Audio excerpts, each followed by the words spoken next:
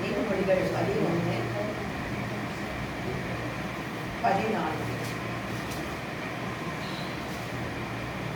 11:14 ஆலோசனை இல்லாத இடத்தில் ஜனங்கள் விழுந்து போவார்கள். அநேக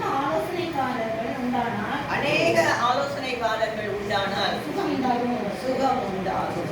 அல்லேலூயா, அல்லேலூயா. ஆலோசனை இல்லாத இடத்துல ஜனங்கள் விழுந்து போவார்களாம்.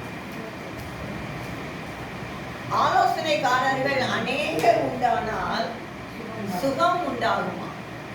அல்லேலூயா, அல்லேலூயா.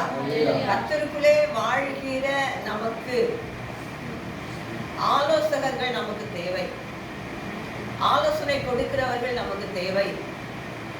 ஆலோசனை நமக்கு சுகத்தை நமக்கு கொண்டு வரும். அல்லேலூயா. எத்தனையோ டாக்டர்ஸ்ங்க வந்து மனநல இதுக்காக அவர்கள் படித்திருக்கிறார்கள். அவங்களுடைய மைண்டு அவங்களோட மைண்டு வந்து ரொம்ப டிஸ்டர்ப் ஆகி அவங்க நிம்மதி இல்லாமல் இருக்கும்போது அவங்க டாக்டரை போய் கன்சல்ட் பண்ணும்போது அவங்களுக்கு சிறந்த கவுன்சிலிங் எல்லாம் கொடுத்து அவங்களுக்கு ஆலோசனை எல்லாம் கொடுத்து அவங்களோட மைண்டை திருப்பி என்ன பண்ணுவாங்கன்னா ஒரு நல்ல ஒரு காரியத்துக்கு நேராய் கொண்டு வருவார்கள். அதனால அவர்களுக்கு சுகம் உண்டாகும்.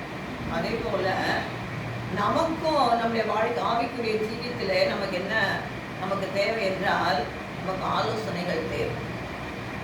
நமக்கு ஆலோசனை இல்லைன்னா நம்மளால ஒன்றுமே பண்ண முடியும். அல்லேலூயா, அல்லேலூயா. ஆலோசனை நமக்கு தேவை. அது நமக்கு வயசு சின்னவங்களா இருக்கலாம், வயசு பெரியவங்களா இருக்கலாம். ஆனா நமக்கு ஆலோசனை நமக்கு ரொம்ப முக்கியம். ஆலோசனை நமக்கு கொடுக்கிறதுக்கு ஆயத்தமா பெரிய மேடை பேச்சு பேசுறதுக்கு ஆட்கள் இருப்பாங்க, சபையை நடத்த ஆட்கள் இருப்பாங்க. ஆனா ஆலோசனை கொடுக்க யார் இருக்க மாட்டார், ஆட்கள் இருக்க மாட்டார். ஆனா ஆலோசனை ஊழியம் என்பது அது ஒரு சின்ன ஊழியம் மாதிரி தெரியலாம். அது ஒரு சிலருக்கு தனித்தனியாய் நம்ம பேசுகிற ஒரு காரியமாய் தெரியலாம். ஆனால் அந்த ஊழியத்தின் மூலமாய் அநேகர் எழுந்து இருப்பார். அல்லேலூயா. அநேகருக்கு சுகம் உண்டா, அநேகருடைய வாழ்விலே சந்தோஷம் உண்டா. அல்லேலூயா. யோபு தன்னுடைய வாழ்க்கையிலே அவன் ரொம்ப கஷ்டப்பட்டான். நம்ம இப்ப வசனம்லாம் எடுக்க முடியாது. யோபு தன்னுடைய வாழ்க்கையிலே ரொம்ப கஷ்டப்பட்டான். ஆண்டவருக்கும் பிசாசுக்கும் ஏற்பட்டதான ஒரு சம்பாஷணையில பிசாசு யோபுவை கேட்டுக்கொண்டான். கேட்டுக்கொண்டது நிமித்தமாக கர்த்தர் யோபுவை பிசாசுடைய கைகளிலே கொடுத்து விட்டார். ஆனா யோபு கிட்ட சொல்லல, நான் உன்னை என்ன பண்ண போறேன், யார்கிட்ட கொடுக்க போறேன், பிசாசுகிட்ட கொடுக்க போறேன்னு சொல்லல. ஆனா பேதர்கிட்ட ஆண்டவர் சொல்றாரு, நான் உன்னை பிசாசுகிட்ட கொடுக்க போறேன். ஆனாலும் உன் விசுவாசம் ஒளிந்து போக ஆதபடிக்கு நான் உனக்கா என்ன பண்றேன்னா வேண்டுதல் பண்ணுகிறேன். பிசாசு அவனை கேட்டுக்கிட்டான், நான் கொடுக்க போறேன். அவனை சுளையினால் குடைக்கும்படி அவன் என்ன கேட்டுக்கிட்டான், நான் கொடுக்க போறேன்.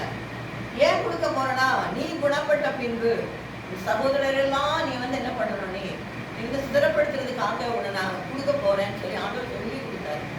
ஆனா யோபுவை வந்து ஒண்ணுமே சொல்லல. அந்த யோபுடைய வாழ்க்கையில அவன் செல்வ சீமானா இருந்தான், எல்லாம் வசதி படைத்தவனா இருந்தான், அவன் நீதிமானா இருந்தான், அவன் உத்தமனா இருந்தான், அவன் பாதுகாப்புள்ளவனா இருந்தான். சகல ஆசீர்வாதங்களோடு அவன் என்ன பண்ணினான்னா அவன் இருந்தான்.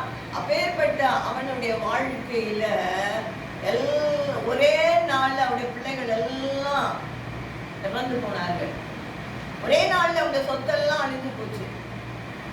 ஒரே நாள்ல அவனுக்கு ஏற்படாத காரியம் எல்லாம் அவனுக்கு ஏற்பட்டு அவன் வாழ்க்கையில ரொம்ப நொந்து போயிருக்கிறான்.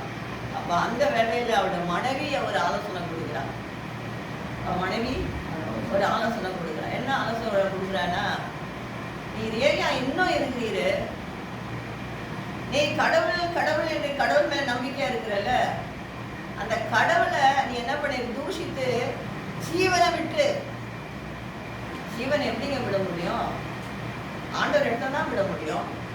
அவன் என்ன சொல்றான், நீ என்ன பண்ண, தற்கொலை பண்ணி செத்துப்போ அப்படின்னு அவன் என்ன பண்றான், ஆலோசனை கொடுக்குறான். ஆனா அந்த ஆலோசனை அது ஆலோசனை இல்லை. அது மாத்திரம் இல்ல, யோபின் வாழ்க்கையில் அப்படி 3 நண்பர்கள் வருகிறார்கள். 3 நண்பர்களும் இவன் மேல அன்போடு தான் வராங்க. அன்போடு வராங்க, இவரை விசாரிக்க வராங்க, இவரை பார்க்க வராங்க. ஆனா வந்த இடத்துல அவனுக்காக அவர்கள் துக்கம் கொண்டாடுகிறார்கள், எல்லாமே பண்றாங்க. கடைசியில் அவங்க பேச ஆரம்பிக்கும் போது அவங்க கொடுக்குற ஆலோசனைகள் எல்லாம் அவங்க என்ன கொடுக்குறாங்கன்னா, நீ யோபு பாவி என்பது போலவும் தேவன் அவன் பாவத்துக்கு ஏற்ற தண்டனை தான் கொடுத்துச்சார் என்பது போலவும் அவர்கள் எல்லாம் நான் யோபுவை குற்றம் சாட்டி குறை சொல்லு, யோபுவே நீ மனம் திரும்பும், யோபுவே நீ விதவைகளுக்கு நீ ஏதோ செய்யாமல் இருந்திருக்கிறீர், யோபுவே உனக்கு அக்கிரமங்கள் நிறைய வந்துச்சு, அதனால உமக்கு என்ன ஆச்சு, இப்படி ஒரு தண்டனை ஆர்டர் கொடுத்துட்டாரு, இப்படி ஒரு பனிஷ்மெண்ட்டை கொடுத்துட்டாரு, அதனால நீர் மீண்டும் மனம் திரும்பி நீ மனம் திரும்பினால் கட்டப்படுவீர் என்று சொல்லி அவங்கெல்லாம் என்ன பண்றாங்கன்னா ஆலோசனை கொடுக்குறாங்க. யாருக்கு? யோபுக்கு. ஆனா அந்த ஆலோசனையும் சரியில்லாத ஆலோசனை. அந்த ஆலோசனையும் அந்த ஆத்மா ஏன் ஒருங்கி இருக்கு, எது ஒருங்கி இருக்குன்னு அவங்களுக்கு தெரியல, புரியல, ஒண்ணுமே பண்ணல. ஏன் தேவன் தான் இவனை பிசாசுகிட்ட கொடுத்துருக்கிறாரு என்கிற ஒரு ஞானம் அவங்களுக்கு என்ன பண்ணல, இல்ல. அவங்க கொடுக்குற ஆலோசனையும் தப்பான ஆலோசனை. நீ மனம் திரும்பும் மனம் திரும்பும் மனம் திரும்பும் என்று அவர்கள் என்ன ஆலோசனை கொடுக்குறாங்க, அந்த ஆலோசனை தவறான ஆலோசனையை மாற்ற முடியாது. அல்லேலூயா, அல்லேலூயா. இப்ப பாருங்க, இதுல இருந்து நாம் பார்க்கும்போது ஒரு ஆலோசனைக்காரர்கள் எழுப்பினால அது நமக்கு சுகம் உண்டாகும். அப்போ சுகத்துக்கு நேராய் வழி நடத்த ஆலோசனைகள் இல்லை. ஆனா யோபு கிட்ட ஆண்டவர் பேச வரார். என்ன பார்க்கும்போது யோபு கிட்ட யார் பேசுறா? ஆண்டவர் பேசுறார். ஆண்டவர் பேசும்போது அவர் அநேக காரியங்களை அவர் சொல்றார். மிருகங்களை காமிக்கிறாரு, பறவைகளை காமிக்கிறாரு, நட்சத்திரங்களை காமிக்கிறாரு, பூமியை காமிக்கிறாரு, உலகத்தை காமிக்கிறாரு.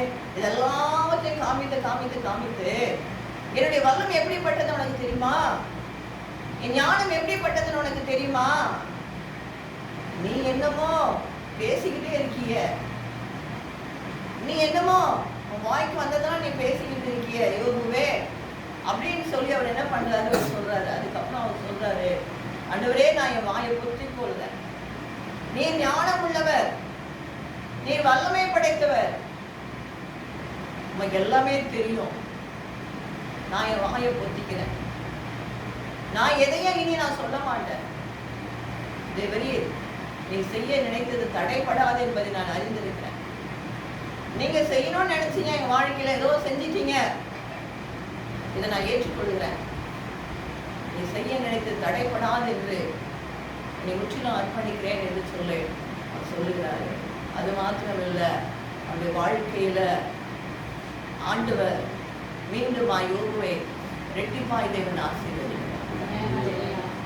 எல்லாம் தன்னிடத்திலிருந்து பறிப்போன அத்தனையும் கர்த்தர் மீண்டுமாய் தேவன் யோபுக்கு கர்த்தர் கொடுக்கிறார். மீண்டுமாய் பிள்ளைகளை கர்த்தர் கொடுக்கிறார். மீண்டுமாய் சொத்து சுகங்களை கொடுக்கிறார். அவர்களை விட்டு பிரிந்து போனவர்கள் எல்லாம் அவரை தேடி பரிசு பொருட்களோடு தேடி வந்து அவர்களுக்கு பரிசுகள் குவிந்து கொண்டு இருக்கிறது. கர்த்தர் யோபுவை அளவில்லாமல் ஆசீர்வதிக்கிறார். அல்லேலூயா. அதே போலதான் நம்முடைய வாழ்க்கையிலும் ஏன் இந்த பிரச்சனை, எதுக்கு இந்த பிரச்சனை, எந்தெந்த பிரச்சனை நமக்கே தெரியாது. ஆனா நமக்குள்ளே ஆண்டவர் இருக்கும்போது, நமக்குள்ளே தேவன் இருக்கும்போது, நமக்குள்ளே அந்த பகுத்தறிகிற ஆவியை தேவன் கொடுக்கிறார். பகுத்தறிந்து தேவ ஆலோசனை நமக்குள்ள, தேவ ஆலோசனை நம்மோடு கூட பேசும். ஏன் எதுக்கு என்பதை கண்டுபிடித்து அதிலிருந்து நாம் வெளிவருவதற்கு தேவன் நமக்கு உதவி செய்ய கர்த்தர் வல்லமை உடையவராய். அல்லேலூயா, அல்லேலூயா, அல்லேலூயா. உங்களுக்கு ஏதோ ஒரு குழப்பம், நான் உங்ககிட்ட வரேன். என்கிட்ட ஆண்டவர் எப்பேற்பட்டவர் என்பதை, எனக்குள்ள தேவன் எப்படிப்பட்டவர் என்பதை நான் உங்களுக்கு சொன்னா போதும். ஆண்டவர் வல்லமை உடையவர் என்பதை உங்கள்கிட்ட சொன்னா போதும். ஆண்டவர் மிகுந்த ஞானம் உள்ளவர் என்பதை உங்கள்கிட்ட சொன்னா போதும். ஆனா தேவனாய கர்த்தரோ உங்களுடைய விசுவாசத்தை அதிகப்படுத்தி யோபு சொல்றாரு, நான் செத்துட்டாலும் பரவாயில்ல, நீர் என்னை கொன்று போட்டாலும் நான் உண்மையில் விசுவாசமாய். தாவீது அப்படிதான் சொல்றாரு, ஆண்டவரே நீர் என்னை கொன்று போட்டாலும் நான் உண்மையில விசுவாசமா தான் இருக்கேன். யோபு சொல்றாரு, என் மீட்பர் உயிரோடு இருக்கிறார், அவரை என்னுடைய மாம்ச கண்களால நான் பார்ப்பேன் என்று அவர் விசுவாச அறிக்கை இருக்கிறார். எல்லா பிரச்சனைகளும் மாறிவிடும். இந்த மனைவி கொடுத்த ஆலோசனைக்கு அவர் சொல்றாரு, தேவனிடத்தில் நன்மை பெற்ற நாம் தீமையை பெற்றாதான் என்ன, பைத்தியக்காரி பேசுவது போல பேசுகிறார் என்று அவர் சொன்னார். இதுல இருந்து நான் பார்க்கும்போது கர்த்தருடைய பிள்ளைகளுக்கு நல்ல ஆலோசனைகள் நமக்கு தேவை. நல்ல ஆலோசனைகள் நமக்கு சுகத்தை உண்டாகும். நல்ல ஆலோசனைகள் எங்கிருந்து உண்டாகும் என்றால் கிறிஸ்து நமக்குள்ள இருக்கும்போது மாத்திரமே அந்த நல்ல ஆலோசனைகள் நம்மிலிருந்து மற்றவர்களுக்கு புறப்பட்டு போய் மற்றவர்களை சுகமாகும். ஹல்லேலூயா, ஹல்லேலூயா, ஹல்லேலூயா. தேவனாய் கர்த்தர் அவர் பெரியவராய் இருக்கிறார், அவர் நன்மையின் தேவனாய் இருக்கிறார். ஸோ தேவனுடைய ஆலோசனை நமக்கு தேவை. அந்த ஆலோசனையை நாம் ஒவ்வொருவரும் பெற்றுக்கொள்வோம். தேவ ஆலோசனையை பெற்ற கர்த்தருடைய ஊழியக்காரர்கள் தேவை. இப்படிப்பட்ட ஊழியக்காரர்கள் நம்மோடு கூட நமக்கு ஆலோசனை கொடுக்கறத நம்ம கேட்கிறோம். வாலிப பிள்ளைகளுக்கு ஆலோசனை கொடுத்தா காதுல ஏறாது. சின்ன பிள்ளைங்களுக்கு ஆலோசனை கொடுத்தா காதுல ஏறாது. விசுவாசிகளுக்கு ஆலோசனை கொடுத்தா காதுல ஏறாது. ஆனா அந்த ஆலோசனைகளுக்கு நாம் கீழ்ப்படியும் போது நமக்கு சுகம் உண்டாகும், ஆசீர்வாதம் உண்டாகும். விழுந்த நம்மளுடைய வாழ்க்கையை கத்த தூக்கி எடுக்க கத்த நல்லவராக இருக்கிறார். ஹல்லேலூயா. இன்று நாம் எல்லாரும் ஜெபிக்க போகிறோம். ஹல்லேலூயா.